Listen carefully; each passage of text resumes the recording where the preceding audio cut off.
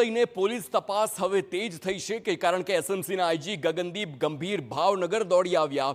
Gagandeep ગંભીરે police અધિકારીઓ સાથે બેઠક યોજી છે. એસએમસીના SP Mayursinh Chavda, range IG Rajendra Asari અને એસપી સાથે બેઠકનું આયોજન. આઈજી ગગનદીપ ગંભીરે સતત 2.5 કલાક સુધી વિગતો મેળવી. લઠ્ઠાકાંડના મુખ્ય સૂત્રધાર અને આરોપીઓની પૂછપરછ કરવામાં આવી. તપાસ ચાલુ છે તેમ આઈજી ગગનદીપ ગંભીર જણાવે છે.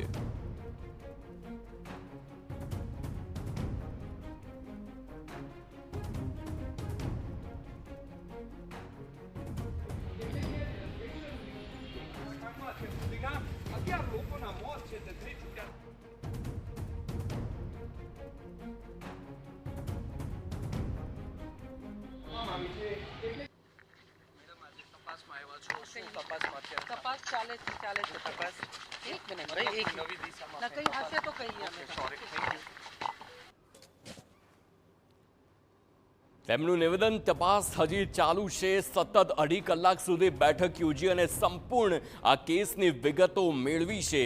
હવે આ તપાસ આગળ કઈ દિશામાં જાય છે, કોને કોને પકડવાની આખી આ કવાયત ચાલુ છે અને આખરે મુખ્ય આરોપી કહી શકાય એની પણ આખી આ તપાસ હવે ચાલુ છે. પરંતુ સવાલ એ થઈ રહ્યો છે, ચિંતાની વાત એ છે કે લઠ્ઠાકાંડનું ભૂત ગુજરાતમાં અગાઉ પણ ધૂણી ચૂક્યું છે અને ફરી વખત આવી જ રીતે લઠ્ઠાકાંડ સામે આવ્યો. આ પહેલાં પણ અમદાવાદમાં પણ આવી જ રીતે લઠ્ઠાકાંડ સર્જાયો હતો. અનેકની જાણે લાશો પડી ગઈ હોય તેવો આ કરુણાંતિકા સર્જાઈ હતી ને ફરી એક વખત જ્યારે ભાવનગરમાં જ આવો લઠ્ઠાકાંડ સર્જાયો ત્યારે મુખ્ય આરોપીઓને પકડવા કડક કાર્યવાહી કરવી એટલી જરૂરી બની જાય છે.